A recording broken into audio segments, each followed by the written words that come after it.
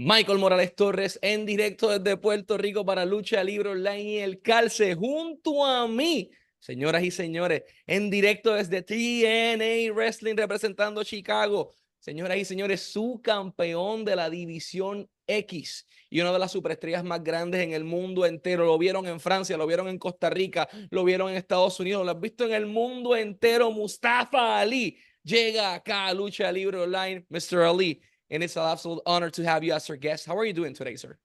I'm doing fantastic. Thank you for that awesome introduction. Thank you, sir. Honored for that. I wish to start this conversation with Costa Rica, actually. There are a lot of things going in your life as of lately. TNA, the championship. You have a big match upcoming on the next event, which is Rebellion, April 20th, 8 p.m. at the Palms, Las Vegas, Nevada. Tickets available right now. There are not a lot of them, but they're, still enough tickets there. It's gonna Everything is sell getting out. like Get them this. now. It's Yeah, gonna yeah. sell out. Like every show that I'm on, it's gonna sell out. But yeah, tickets. Go ahead. Mainstream Ali, blockbuster Ali was filling another venue in Costa Rica as of recently. You had the opportunity to travel to Central America. Costa Rica, el país de la pura vida, had the honor to see you there. First of all, how was the culture shock? How was the people? How was everything in terms of lucha libre costarricense? So one of the most unfortunate things about the nature of what we do is that I think people think we get to go to all these places, and I think they assume that we get time to appreciate the culture and the people and the food.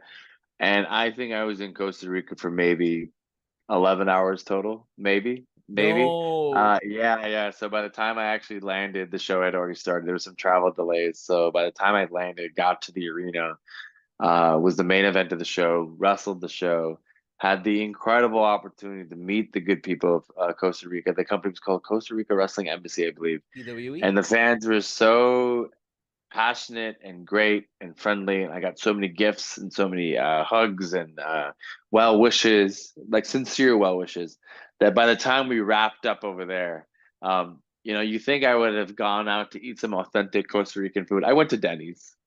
I went to Denny's to eat. And the next thing you know, I'm on a plane back home at 5 o'clock in the morning. So it wasn't like I had a day I got to go to the beach or anything like that. And I would love to, obviously. But just with my schedule and the way we perform and the way travel sometimes dictates, how many hours. But yeah, I want to say total, I was in Costa Rica for less than 10 hours. Wow, man, Yeah, that's very sad. But that's the life of pro wrestling. You just go up to a right. plane to another and then to the other show, and that's the life of a trotamundos, as we call it. You were I've in seen, France. yeah, I've seen a lot of hotels and a lot of airports. That's what I tell everybody. Hopefully, that will change soon when you have a vacation time. Ali, I want to discuss with you a few things. The first of them, you had the honor. I mean, I grew up watching pro wrestling. Probably you did as well. And Pro Wrestling Illustrated, hell, you were the cover of the latest edition. It's behind you in a Oh, that's Lee. We trust that little thing oh, behind you with I don't your know. I photo don't with that know. I don't great know suit. how that got there. Yeah, that's kind of cool. Yeah, you mentioned it. So there's two aspects to look at it, personally and professionally. Personally, it's really, really cool because from what I understand, I'm the first Muslim to ever be a solo cover. And you have to realize the industry has had greats like the Iron Sheik and someone great like Sami Zayn is in the industry right now. But neither of them have been able to achieve that distinct honor as well. And then again, like you had mentioned, being a kid, I was a kid too, reading Pro Wrestling Illustrated, and I always remember like looking at, it, oh man, like nobody looks like me though. Like there's not my guy. There's not someone that I identify with. So now to be someone of Pakistani and Indian descent, to be an openly practicing Muslim, and to be what considered one of the best super juniors in the world, the TNA X Division champion, to be on the cover. There's going to be some kid named Muhammad or some girl named Aisha that sees that cover and they go, "Oh, that guy looks like me." That's you know, so that's a cool moment. And then, like I said, professionally historic, right? The second time the TNA X Division champion has been on the cover of the PWI magazine hasn't happened in almost 20 years, and I did it right away. So very cool, and it's a sense of validation. This is a presentation and a character that I believed in for years, And now that I have the opportunity to present that character and to be who I truly am, um, it's like validation, it's proof, you know? So it feels amazing, man. I don't know if I'm saying it correctly, but Ramadan Mubarak. I think we are. Oh yeah, yeah, yeah. Thank you. You said it perfectly. Thank you. Thank you, sir. We are on a very special date for the Muslim community. And as part of Ramadan, there are a lot of things that you follow. One of them is fasting. Um, Yeah. how can an athlete, a top tier athlete, can compete without having any food, any water? Obviously, you're devoted, and it goes to another cause for sure. But physically, how does the athlete can compete in such tough situations? Because obviously it makes it more rewarding at the end. But I want to know your thoughts on that, sir. So to me, it's perspective, right? So I've had a lot of people come up to me and comment on my insane traveling schedule. You know, they go, you know, how are you doing 4 or 5 shows Yeah. a week and this international travel and you're a family guy and you're fasting? How do you do it? And it's all about perspective, right? So you break it down. What's the purpose of fasting? Like, why do Muslims fast from sunrise to sunset? And the idea is it's to teach you two things: discipline and gratefulness. And the time to feel grateful is, when you're hungry and the sun's about to set, you know that you're going to eat. Like, I know I'm going to eat. There's nothing that could happen right now that's going to prevent me from getting food. There's no food in my fridge. I would just take my credit card and go to the nearest store and I would swipe it, and food will come to me. It's inevitable. It's a fact.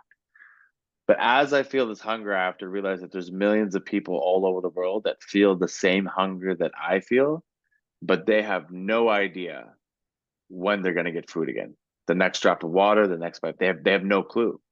So that certainty goes away. So now could you imagine being that hungry and that uncertain? So once you have that perspective and you're that grateful, nothing is troubling and challenging. So you show up to these shows, people are like, oh, I don't know how you do it. I go, I don't know how millions of people in Sudan do it, in the Congo do it, in India do it, in Somalia do it. These people are starving. Um, and so when you have that type of perspective, then it doesn't become that hard. So, but I won't lie, as an athlete, obviously it's like, oh man, like I'm feeling a little sluggish today. But the human body is incredible, man. Within a couple of days of Ramadan, I get acclimated. I have to change a few things when it comes to training, and I have to, kind of like force myself to eat a little bit more at night just to, last to the day. But other than that, man, it's a distinct honor and a privilege to be able to do it, because you walk away with a lot of gratitude, and you're able to reflect on what real troubles are in life. And I love when people come to me like, "Oh, I could never do that." I go, "Yeah, with that mentality, you could never do it, of course." But it's very, very rewarding and very fulfilling to be able to do it. Thank you for sharing that wisdom, sir. Um, I want to discuss politics right now. Mustafa Ali is in the middle of a campaign, a very Yeah. aggressive one. He's currently X Division champion at TNA. But you're also in election year at the United States and Puerto Rico and many countries as of right now. Your speech, obviously, it's very persuasive. It's enough good to caught if to caught an audience ear and eye everywhere. It doesn't matter the language they're using. So that's something you are using, obviously, at your favor. But politics and wrestling, usually they didn't mix well. We saw obviously what happened with other characters at other companies, but you're doing it differently. You're being yourself. You are promoting who you are as an athlete, but at the same time, the change inside the wrestling industry for good, with you in charge. How you came up with this idea, and how it's having the opportunity to see it in action in a top tier company like TNA. So I wouldn't say this is so much of a character that I'm now portraying. This is more of a concept that's been in my mind and as a variation of me as an individual. I've always been infatuated with how people rise to power. Like, how do you get people to listen to you and do what you want to do? Like, how does that happen? So if you look at wrestling as a whole, it's really what it is, right? Like, wrestling is people that are in power. they're in a position, whether they're champions or they're considered superstars or a major attraction, and they're able to throw their weight around to get what they want by convincing people. So we're all politicians, and if you really ask me, you know.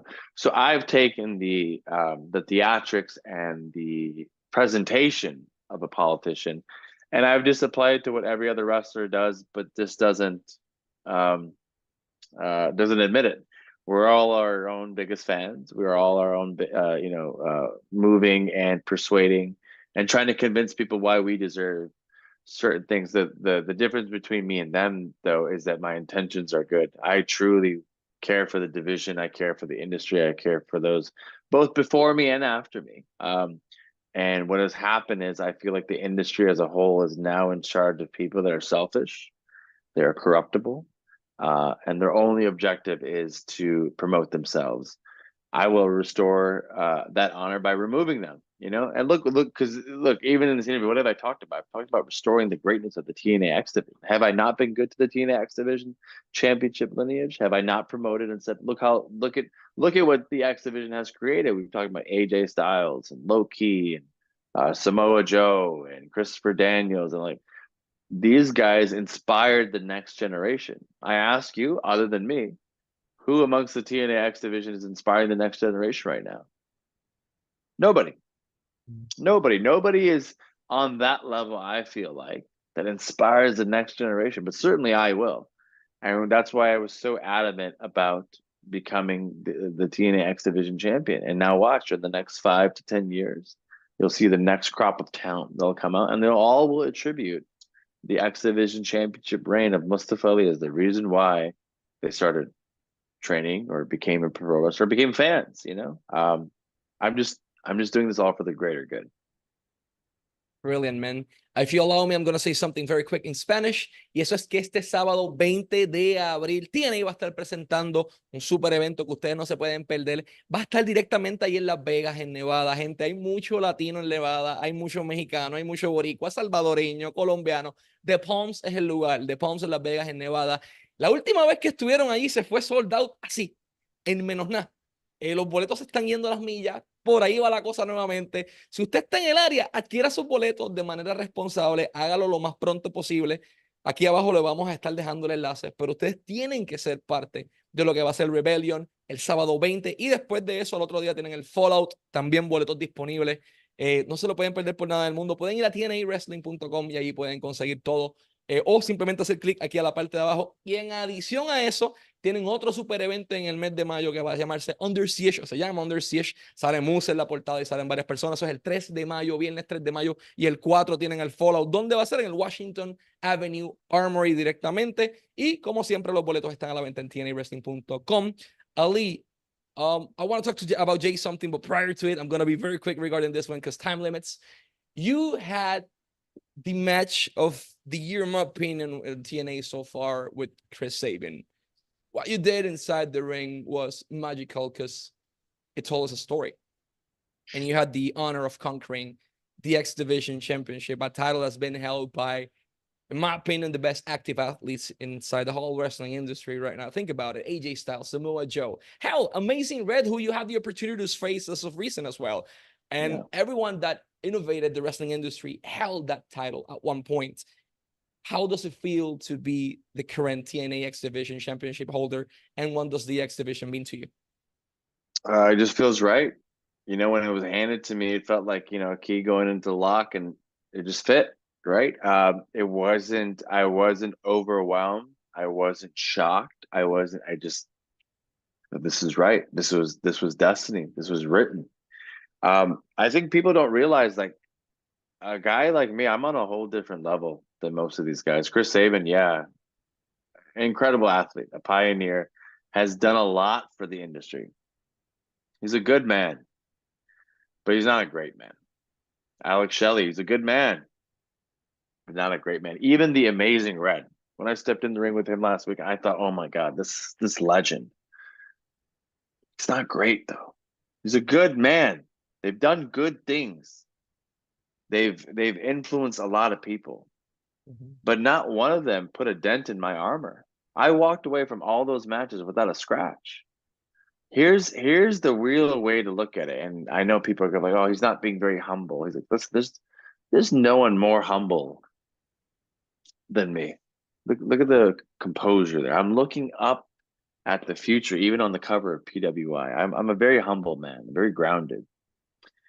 But the situation is the industry and the X division and the super junior heavyweights across the world, they don't challenge me. Since I've been on this world tour, we're talking about 4 months, a very aggressive world tour, gone everywhere, fought everyone. There hasn't been one person that has pushed me to the limit where I questioned myself, where I thought, oh man, am I going to be able to beat this guy? Not one person. 26-0, 27-0, 20. I don't know what my record is right now. Undefeated. There hasn't been one man that has gotten to the ring with me where I've doubted myself against them. Doesn't that speak volumes about the industry? Yes. So that's why it's so important to have me as champion.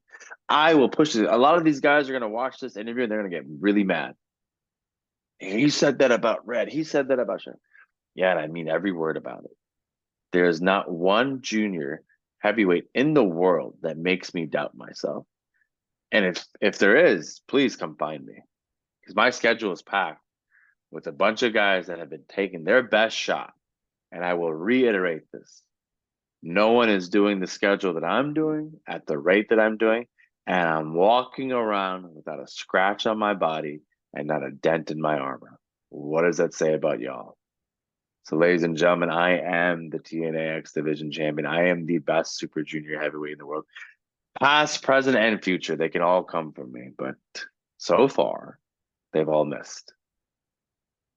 Damn. Okay. I gotta ask before we go, last but not least, April 20th, Rebellion. There's someone knocking in your door. Someone that's in the greatest shape of his life. Well, I Someone would very say, hungry. yeah, not a natural shape, if you ask me, for one. Listen, I know exactly who you're alluding to. You're alluding to Mr. Jake something. I know the match is announced. I know I'm supposed to here to promote the match. I'm here to promote that I'm actively trying to get that match canceled. Mr. Jake something is not qualified to be in the X division. He's just too big. He's too large. It's unfair. They should basically make it a handicap match because he's the size of three men. It's 3-on-1. Listen, I can commend him for his passion and his enthusiasm to be involved with the X division, but he's just too big. And Mr. Tom Phillips, that does commentary over at TNA. He's a very brain dead individual, and he constantly likes to remind me that the TNA X division has no limits. And I've never heard of that phrase in my entire life. But if that phrase is being used, I want to say that it should be reconsidered.